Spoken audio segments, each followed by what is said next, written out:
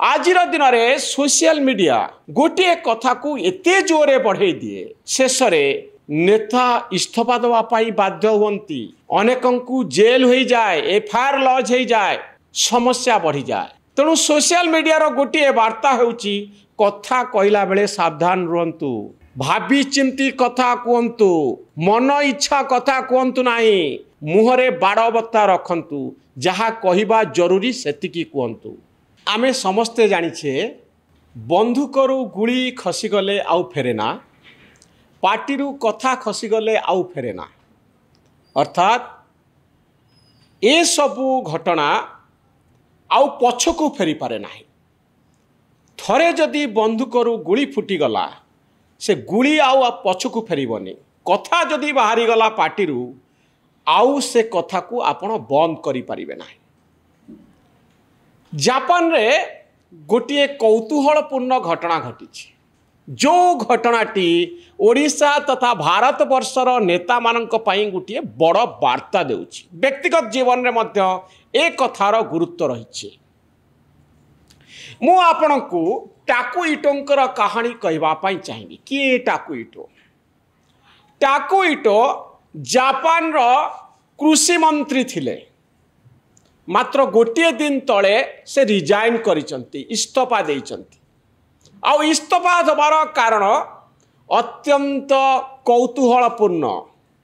आपण सुनिले हसिबे दुखित हेबे जे नेतांको पार्टीरू थरे कथा खसीगले किभली प्रलय होता। टाकू इटो भाषण दौथिले।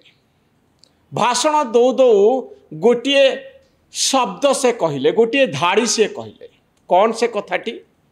से कहले मु आजिकाली चाउल किणुनी मोर समर्थक माने एते चाउल मते उपहार स्वरूप दौचंती जे मु ताको बिक्री करि पारिबी।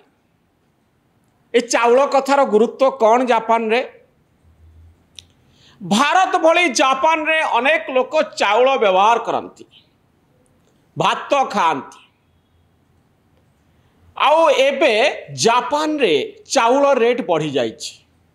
गत वर्ष जेतिकी चाउल रेट थिला ए वर्ष तार डबल हो जाइछि। जो माने चाउल खाती से मानको अधिक मूल्य दवा पाई पड़ुछि। भारत वर्ष रे गैस रो दर वृद्धि पाइले जेभली आमे प्रतिवाद करू रास्ता ऊपर को आसू जापान रे यह एक बड़ प्रसंग होई सामना को आछि। लोक व्यस्त विव्रत होउचंती चाउल दर बढ़ीगला कहीं मध्यवित्तों उपरे यह चाप तैयारी करुच्ची।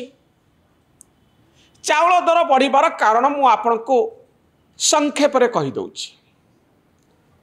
जापान रो क्षुद्र चाषी को प्रोटेक्ट करबा पाई सुरक्षित रखिबा पाई सरकार एक निष्पत्ति नै छंती।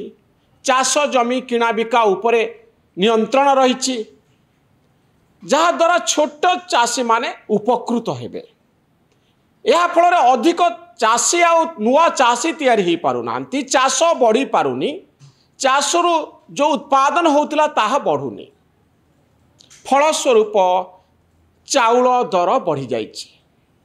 चाउल दर बढ़िबारु साधारण लोकंक उपरे चाप तैयारी होउछि।